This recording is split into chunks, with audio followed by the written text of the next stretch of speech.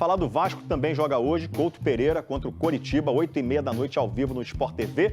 Juliano Lima está lá onde o Vasco já foi muito feliz. Fala aí, Juliano.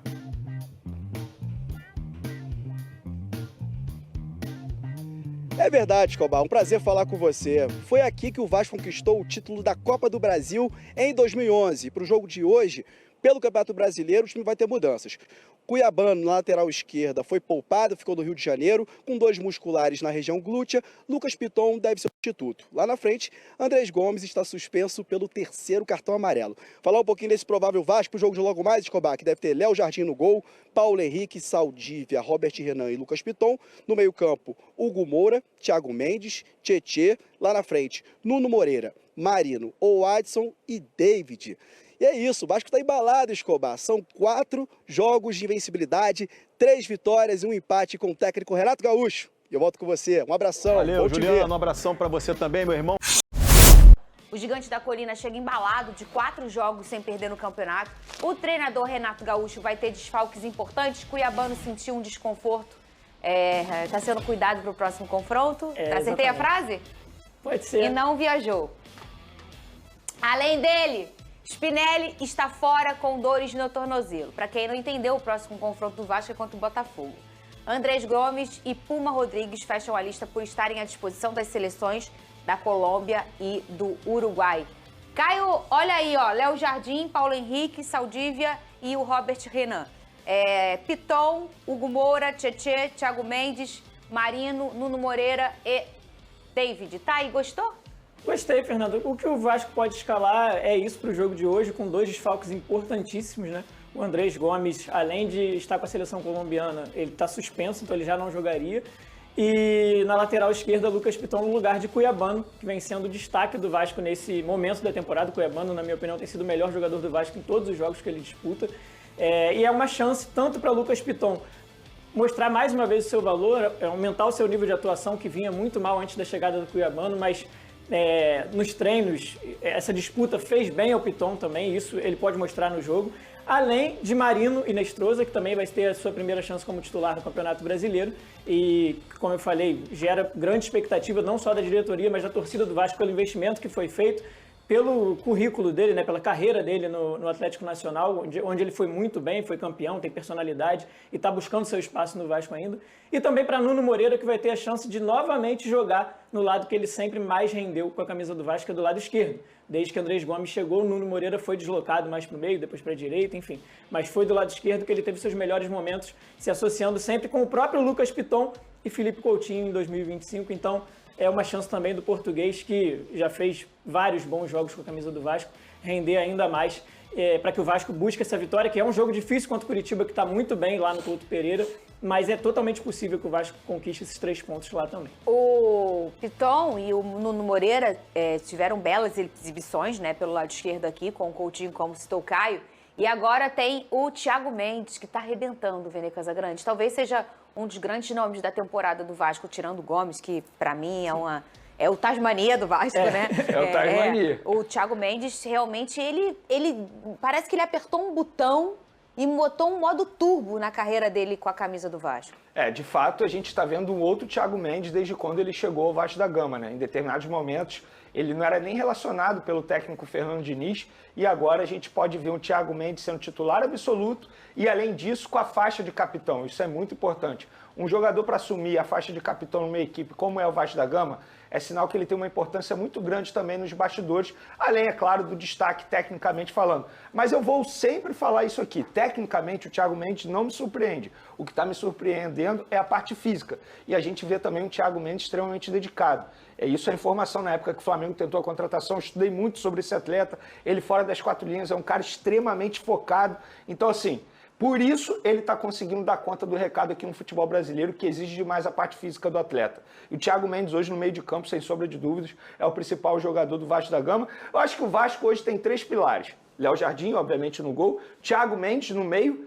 E no ataque ali o Andrés Gomes, que, como você disse, é o Tasmania vascaíno. É o Tasmania. E engraçado que o Vasco já tem essa trinca, né, que forma uma linha potente. já tem um tempo, que era a linha que salvava, né, o Vasco da Gama. E tem um cara aí que não muda essa linha, que é o Léo Jardim, hein? Que, Há muitos anos, uma coisa que eu 2020... fico realmente olhando pra você e falando, pô, eu queria estar no seu lugar. Queria um. Não, Queria meio, queria Jardim é metade muito do Léo importante, Jardim. muito importante Nossa, um pro Vasco. tronco, assim, qualquer coisa, uma mão. Uma mão tava bom. Mas sobre o Thiago Mendes, só para complementar o que o Vene falou muito bem sobre a postura dele, e desde que colocou a faixa de capitão aumentou ainda mais isso. Desde 2025 o Thiago Mendes vem jogando muita bola com a camisa do Vasco. A reta final ali da Copa do Brasil, além do Andrés Gomes, o Thiago Mendes foi um grande destaque. E digo mais, assim, desde que o Felipe Coutinho saiu do Vasco, né, acabou pedindo para sair, o Thiago Mendes entendeu que a importância dele podia ser maior. E aí ele assumiu esse protagonismo do time. Jogando ali no meio de campo, organizando a equipe, liderando os seus companheiros de elenco. Então o Thiago Mendes vestiu a camisa mesmo e tem real noção assim, da importância e do tamanho da camisa do Vasco e o que ele representa dentro de campo. Então eu acho que ele tem tudo para conquistar ainda mais coisas com a camisa do Vasco. E forma uma trinca interessante aqui, que são os personagens que hoje o Vasco tem à disposição, Vene Casagrande. A gente olha o Hugo Moura e tanto fala, ele tá sempre na cena do crime e tudo mais, mas ele é um cara que ele é um típico cabeça de área, camisa 5, marcador, e às vezes peca um pouco numa boa saída de bola. Mas aí ter o Tietê, que é um cara que volta, que busca, que tem essa saída de bola muito mais refinada, perto do Hugo Moura, faz um completar o outro. São dois pilares do trabalho do Renato, né? Exato. O Renato chegou e deu moral pro Hugo Moura e pro Tietê, que estavam meio escanteados. O Renato confia muito nos dois. É o que a gente chama do cobra da bola, né? O Renato é aquele cara que entende muito do futebol. E para segurar ali, que ele falou que primeiro ele tinha que resguardar a sua defesa, ele colocou esses dois caras, o Hugo Moura muito mais defensivo que o Tietê, mas que passam essa segurança no setor que é muito importante, que é o meio de campo. Agora, eu sempre falo aqui nesse programa, você sabe disso, né? Pra mim, pra um bom time acontecer, você tem que ter um camisa 5. Potente, bom, que seja marcador, que faça o trabalho sujo muitas vezes. Eu não tô dizendo que o Hugo Moura é o melhor camisa 5 do Brasil. Não, inclusive acho que tá longe disso. O Vasco devia procurar. Eu também acho. Mas você ter esse cara com mais confiança e você entregar perto dele um cara como o Tietê, que tem essa experiência, que tem essa busca, essa saída muito boa. E o Tietê é um cara que ele parece um motorzinho. Ele aparece aqui, ele aparece ali. Ele tem aquela cara, né, de... poucos amigos, né? O Tietê tem aquela cara de... Ele sabe os atalhos, né? Mas quando você olha, ele tá lá no ataque. Quando você olha, ele tá aqui na defesa. Ele é um cara, ele é um elemento bem surpresa mesmo, porque ele tem essa capacidade de voltar para apoiar, de subir para dar opção. Então, o Vene, o Vasco que tinha um retrospecto de ser um time muito vazado, com tomar muitos gols. A gente chegou a trazer um número aqui no programa de que o Vasco tinha que... como é que é? Fazer três gols para ganhar um jogo. E não ganhava de 3-0, ganhava de 3-2, de 4-3. Então, assim, sofria muitos gols. E você, como disse o Caio, o Renato se preocupar em ter essa contenção, isso é muito valioso. Fernandinha, se nós aqui no programa do SBT Sport Rio, a gente já havia identificado que o principal problema do Vasco era a quantidade de gols sofridos, imagina o Renato, que trabalha com isso, que estuda, embora ele não passe esse personagem, mas ele é um cara extremamente estudioso, é óbvio que assim que ele chegou ao Vasco, ele identificou o que eu preciso fazer? Não sofrer gol para ganhar uma partida. E aí ele escolheu aqueles jogadores que ele entende que é melhor para esse momento. E o Hugo Moura é um jogador que ele conhece desde os tempos de Flamengo, que ele gosta bastante. Na época de Flamengo ele já gostava. Ele tem um Tietê, que como você bem mencionou aí, um cara extremamente experiente, que sabe os atalhos. E ele tem o Thiago Mendes, que atualmente está comendo a bola no meio de campo do Vasco da Gama. Então essa, na minha concepção, é a trinca ideal para o Vasco da Gama entrar em campo hoje. Só que eu quero mencionar o resgate de um outro jogador com o Renato também, só que lá no setor ofensivo, que é o David, que praticamente estava fora do Vasco da Gama, indo para o Vitória. Você vai se recordar que eu trouxe até a informação que o Vitória acabou desistindo por birra com o Vasco não quis negociar um outro jogador, estava fora do Vasco. E aí o Renato chega e consegue resgatar o David. Mesmo o Vasco fazendo investimento para contratar Brenner, Spinelli, e o David foi o escolhido do Renato para ser o centroavante. E está indo muito bem na função. Então, acho que tem que mencionar e elogiar o trabalho do Renato nesse sentido, de resgatar o futebol do Hugo Moura e também do David. É o DVD do Renato. Vou trazer, se tiver gol do DVD, eu trago amanhã de novo. Boa! A música do Renato. A música do Renato. Essa é a cara do Renato mesmo. Campinho do Gigante da Colina na tela, vamos lá, Vini Show. Tá aí o provável Vasco do Renato Gaúcho, Léo Jardim na meta, Paulo Henrique na lateral direita, a dupla de zaga que a gente já está habituado, Saldívia e Robert Hernan. Na esquerda, Lucas Piton, já que o cuiabano sentiu um desconforto muscular. O trio no meio que a gente já está habituado, Hugo Moura, Tietê e Thiago Mendes. E lá na frente aí tem uma dúvida. Nuno Moreira joga certamente, provavelmente pelo lado esquerdo, David centralizado. E aí, do lado direito, existe a grande dúvida. Ou o Marino Inestrosa ou o Adson. Acredito que o Marino esteja na frente, mas não me surpreenderia de ver o Adson, que tem entrado muito bem depois de mais uma lesão séria que ele teve. Infelizmente, tirou ele dos gramados por muito tempo, mas ele voltou e desde o jogo contra o Fluminense que ele entra e entra bem. Senhores, esse time aqui, ele é capaz de vencer o Curitiba lá no Couto Pereira. Claro que é difícil, fora de casa, jogar lá no Couto nunca é fácil, a gente sabe disso. Mas é um belo de um time, né? Um belo time do Vasco, que já, acho que a gente, do meio para trás, com a exceção do Piton. Isso. Esse é o Vasco do Renato Gaúcho. Só sem o lado esquerdo, né? É isso aí. Sem o Andrés e o Cuiabá. Verdade, sem o lado esquerdo. E agora aqui, com o Marino ou o Adson, eu acho que o Adson, na minha opinião, deveria. Você acha que ele deveria começar? Isso, até para não descaracterizar a equipe. Entendi. Haja vista que o Vasco não tem jogado assim, porque o Nuno Moreira tem jogado aqui e o Andreas lá, né?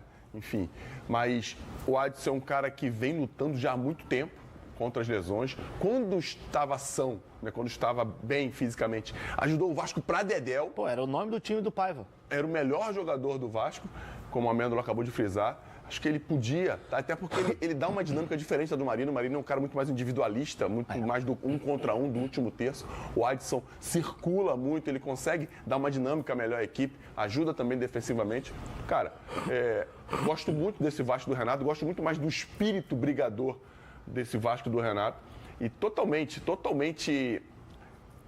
capaz de vencer o Curitiba lá no Couto Pereira. O Curitiba, eu acho que começou muito bem, mas vai brigar para não cair. Vai ser um time que vai brigar lá embaixo. Não tem jogadores, não tem, acho que, gás para brigar lá em cima até o fim. Vai ser um time que vai brigar do meio para baixo. E o Vasco, do jeito que está vindo, com essa evolução, tanto técnica, tática e mais anímica, né?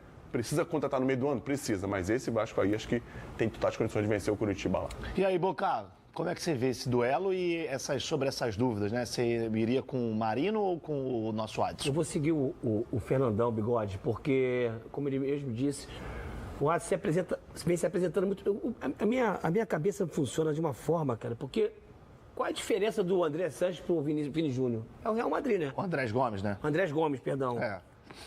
Porque esse moleque joga pra caramba. Ele é um grande desfalque pro Vasco hoje. Eu também acho. É um grande desfalque pro Vasco hoje esse jogador, que é agudo, vertical, vai pra cima, balança, desequilibra a defesa. O tempo inteiro. O Vasco pode sentir falta. Tinha uma dependência do Ryan, claro que tinha, né? Mas esse garoto veio suprir a ausência do Ryan do outro lado.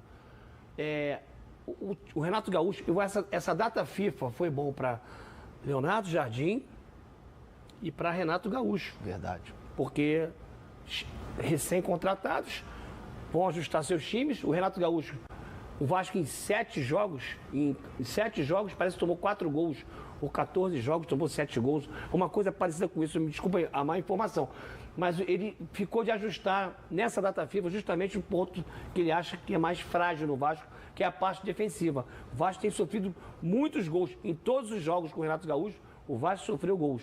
Então isso é uma coisa ruim, porque às vezes você não vai fazer, principalmente quando você não tem o Andrés Gomes, que é um jogador agudo vertical, que pode desequilibrar, ser decisivo, e aí você tem uma defesa que toma gol, você não consegue fazer. Acho que o Vasco está muito bem estruturado, muito bem consolidado como time. Eu acho que o Vasco vai continuar a manter essa média. Jogar contra o Curitiba é mais difícil, realmente é difícil jogar lá. Mas fazendo uma analogia, uma paralela com o Fluminense e Corinthians, o Corinthians ganhou a Supercopa, mas o Curitiba não. Acho que o Vasco tem totais condições, não é franco favorito. Mas eu acho que o Vasco tem condições de ganhar. Vai sentir falta do... Agora só não entendo, CBF. Por que só o Flamengo vai jogar na quinta-feira? Palmeiras também. Por que os doisinhos vão jogar e vão ter os jogadores da data FIFA. Por que os esses jogadores vão jogar amanhã e todo mundo está desfalcado dos seus principais jogadores? A pauta é Flamengo? A pauta Ainda é não. Flamengo agora? Hoje a gente não vai nem falar de Flamengo. Nem falaria se ele não lembrasse. Nem falaria se ele não lembrasse. E pra te ajudar, não deveria, mas vou te ajudar. O último jogo que o Vasco não sofreu gols foi no dia 8 de fevereiro, quando venceu o Botafogo por 2-0. Nossa Você Senhora. acha legal relembrar isso? Olha aqui. Mas você acha legal relembrar Olha essa hora, aqui. dessa data? É Olha o só. último jogo que o Vasco não sofreu gol. Vou fazer Pelo o amor quê, de Deus, cara? pra poder falar outro time. Você fala que É um sofreu gol fato, no dia 8, mas Bocão. não Olha fala aqui. contra quem, não. Deixa pô. ele 2 a 0 brigando ali. contra o Botafogo. que isso, Vinicius, cara. coloca na tela a sequência que o Vasco vai ter pela frente. Que eu vou te falar. Sequência. Uma sequencinha. 9 jogos no mês, hein? 9 em 30 dias. Sábado, 8, 9 horas da oito noite, jogos. Botafogo e Vasco. Vinicius tá com um problema ali de conta.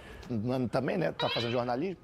Tá aí, ó. Curitiba logo mais no Couto Pereira, depois o Botafogo em São Januário, depois o Barracas Central pela Copa Sul-Americana, Remo, Brasileirão fora, é interessante esse jogo, Audax Italiano Sul-Americana aqui no Rio de Janeiro, assim como o jogo contra o São Paulo aí pelo Brasileirão. Corinthians lá na Neoquímica, jogo enroscado, e aí fecha o mês no dia 30 contra o Olímpia, também em São Januário. Sequência Pesada. chatinha, né? Chatinha, mas enfim. Dá tempo, Vinicius, da gente fazer rapidinho quantos pontos o Vasco vai fazer? Rapidaço, então. Quanto Curitiba? Os dois, rápido. Empate. Vitória do Vasco. Botafogo, vai fazendo as contas aí, Vini. Acabou a mulher. Botafogo. Derrota. Vitória do Vasco em São Januário. Ah, vamos tirar a Sul-Americana, tá? Brasileirão, Remo, lá. Vitória. Empate. São Paulo em casa.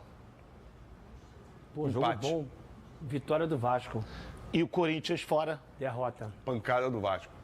Então o Vasco pro Fernandão não perde no Brasileirão. Não, no brasileiro perde. não perde. Tá aí. Acho que se for assim já tá bom, né? Tá muito bom. Acho que o torcedor assina aqui agora. O seu Vasco fez 11 pontos, nos informa aqui. 11 pontos em 3, 6, 9, 12, 15 possíveis. Ok, né? Eu acho que não é nenhum absurdo. Não é nenhum absurdo. Não é Até nenhum absurdo. pelos enfrentamentos. Porque os jogos mais importantes ele tem dentro de casa. Isso. Fora o Corinthians, que é um time que vem claudicando, que é muito irregular. Pode ser que jogue pra caramba, mas pode ser que não jogue nada. O Vasco do Bocão nessa sequência fez 8 pontos, 8 em 15, com um pouquinho mais de 50%, mas também tá na conta. Se é Vasco, tá na colina.